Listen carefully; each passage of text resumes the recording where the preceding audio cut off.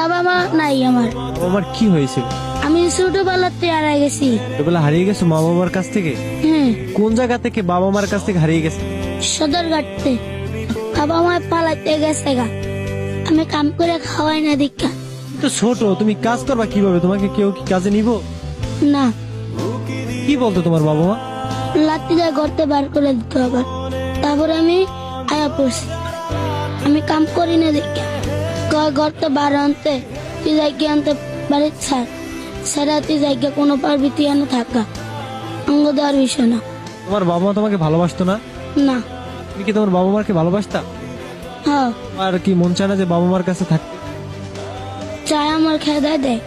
বাবা মার জন্য কষ্ট হয়? না, বাসায় গেলাস না গেত আমাকে এরম বড় লাঠি লফি দেখতো।